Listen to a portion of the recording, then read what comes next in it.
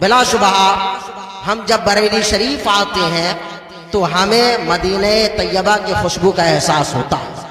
جب ہم مرکزی اہل سنت بریلی شریف میں حاضر ہوتے ہیں تو ہمیں کربلا شریف میں امام حسین کی ثبات قدمی یاد آتی ہے. جب ہم بریلی شریف آتے ہیں تو ہمیں غوث اعظم کی کرامتوں کے جلوے نظر آتے ہیں.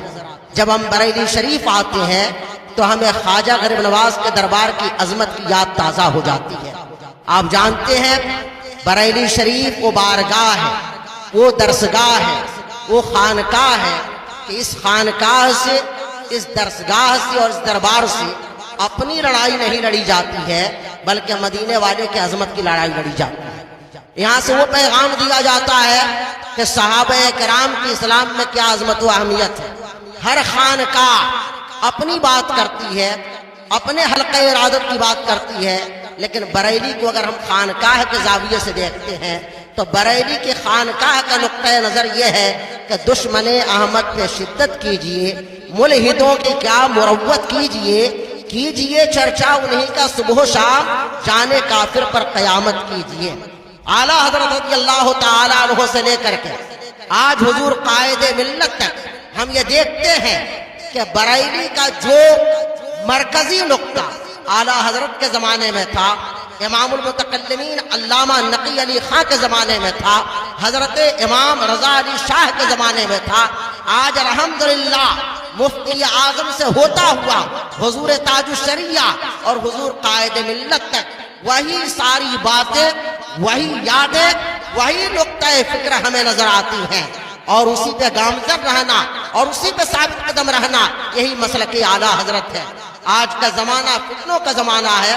آج اتنے فتنے ہیں کہ جس کا ہم اور آپ اندازہ نہیں لگا سکتے ہیں. آج مدرسے بڑھ رہے ہیں، علماء بڑھ رہے ہیں، لکھنے پڑھنے والے لوگ بڑھ رہے ہیں، ہمارے پاس بہت ساری لائبریریاں ہو گئی ہیں، لیکن آپ جانتے ہیں کہ اسی کے ساتھ فتنوں کی بہتات ہے. بارش کم ہو رہی ہے لیکن یاد رکھیے کہ آسمان سے بارش کم ہو رہی ہے. فتنوں کی بارش میں کوئی کمی نہیں ہے. آج آپ جدھر نظر اٹھا کر کے دیکھیے، عوام کم بگڑ رہی ہے اور عوام بگڑ بھی جائے تو یہ زیادہ افسوس کی بات نہیں ہے. افسوس کا مقام یہ ہے کہ علماء کے اندر بگاڑ پیدا ہو رہا ہے، خانقاہوں میں بگاڑ پیدا ہو رہا ہے. جن کو ہم اپنے سروں کا تاج سمجھتے تھے ان میں بگاڑ پیدا ہو رہا ہے. اگر امام بگڑ جائیں گے، اگر پیر بگڑ جائیں گے، ہادی کہلانے والے بگڑ جائیں گے، مولانا بگڑ جائیں گے، معلم ہی بگڑ جائیں گے، تو آپ بتائیے کہ امیر معاویہ رضی اللہ عنہ کی عظمت کی حفاظت کون کرے گا؟ صحابہ کے ناموس کا تحفظ کون کرے گا؟ ایک وہ زمانہ تھا کہ زبان کھولنے میں علماء شعراء گھبرایا کرتے تھے. اپنے زمانے کا بہت بڑے عالم بحر العلوم حضرت علامہ مفتی عبد المنان صاحب اعظمی رحمۃ اللہ تعالی علیہ تقریر کر رہے تھے. تقریر کے دوران ان سے ایک جملہ ادا ہوا.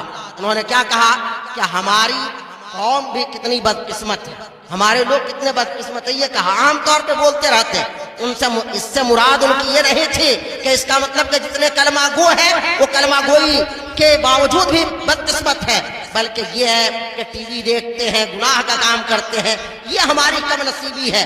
سرکار مفتی اعظم جلوہ فرما تھے اسٹیج پہ. آج کوئی عالم اگر حق بات کہہ دے کسی شاعر کو، کسی مقرر کو، وہ لڑنے کے لیے تیار ہو جاتا ہے، وہ اپنے جامے سے باہر ہو جاتا ہے، مقابلہ کرتا ہے، تردید کرتا ہے، نہ جانے کیا کیا کہتا ہے. ایک وہ زمانہ تھا کہ اپنے زمانے کا شیخ الحدیث، اپنے زمانے کا مفتی، جسے حافظ ملت جیسا استاد مفتی صاحب کہا کرتا تھا، اور استاد جب آتے تھے تو اسے بحرالعلوم کی طرف بھیجا کرتا تھا. وہ مفتی عبد المنان صاحب تقریر کر رہے ہیں اور ان کی زبان سے بدقسمت کا جملہ مسلمانوں کے لیے نکلا. سرکار مفتی اعظم فرماتے ہیں، مولانا یہ نہ کہیے مسلمان سب کچھ ہو سکتا ہے، بدقسمت نہیں ہو سکتا ہے. ارے بدقسمت ہوتا تو نبی کا کلمہ کیوں پڑھتا؟ جس نے کلمہ پڑھ لیا وہ بدنصیب نہیں ہو سکتا ہے، کم نصیب تو ہو سکتا ہے. لیکن آج حیرت کی بات یہ ہے کہ بڑی بڑی باتیں کہی جا رہی ہیں تحقیق کے نام پر. صحابی کی شان میں توہین کر رہا ہے. اب تو مسئلہ عجیب و غریب آ گیا ہے. بیچ میں ایک بدنہاد کھڑا ہوتا ہے اور وہ اپنا مروانی فرمان جاری کرتا ہے. حضرت سیدنا امیر معاویہ رضی اللہ تعالیٰ عنہ جو رسول کریم کی بارگاہ میں مقبول ہے، حضرت علی کے یہاں مقبول ہے، امام حسن کے یہاں مقبول ہے، جن کو رسول پاک نے قرآن پاک لکھنے کے لیے مقرر فرمایا، منتخب فرمایا، ان کی شان میں توہین کی جا رہی ہے۔ آج کے کسی مولانا کو اگر جناب کہہ کر کے کہا جائے کہ جناب فلاں مولانا تقریر کے لیے آ رہے ہیں، آدمی کہے گا ہماری شان گھٹ گئی۔ آپ سوچو وہ مولوی جسے 2 کتاب پڑھنا نہیں آتی ہے، جناب کہہ دوں تو اس کی شان گھٹ جاتی ہے۔ وہ بدنہاد بمبئی کی سرزمین پر صحابی رسول کو کہہ رہا ہے کہ جناب امیر معاویہ، معاذ اللہ اس کی زبان سڑ گئی تھی، حضرت نہیں نکل رہا تھا، اور رضی اللہ عنہ کہنے میں وہ مرا جا رہا تھا۔ یہ کتنا ہو تو دیکھا جا، نہ جانے کتنے ہیں، روز آئے دن کس طرح کے کتنے کھڑے ہو رہے ہیں۔ الحمدللہ کوئی خانقاہ بولے نہ بولے، کوئی درگاہ بولے نہ بولے، کوئی درسگاہ بولے نہ بولے، کوئی نام نہاد قائد بولے نہ بولے، لیکن یاد رکھو ہمارا قائد وہ ہے کہ چاہے عقیدے کا مسئلہ ہو، مسلک کا معاملہ ہو، نظریات کا معاملہ ہو، بزرگوں کی عظمت کا معاملہ ہو، صحابہ کے عزت و ناموس کا معاملہ ہو، اہل بیت اطہار کی محبت کا معاملہ ہو، ہر موقع پر بریلی نے ہماری قیادت کی ہے۔ الحمدللہ آج بھی حضور قائد ملت ہم سب کی قیادت کر رہے ہیں۔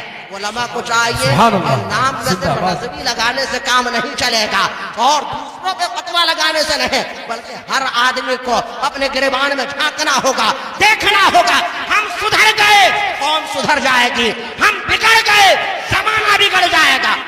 لوگ نہیں سدھر رہے، ارے پہلے آپ تو سدھر جائیے، اگر آپ کے حالات سدھر جائیں گے قوم خود ہی سدھر جائے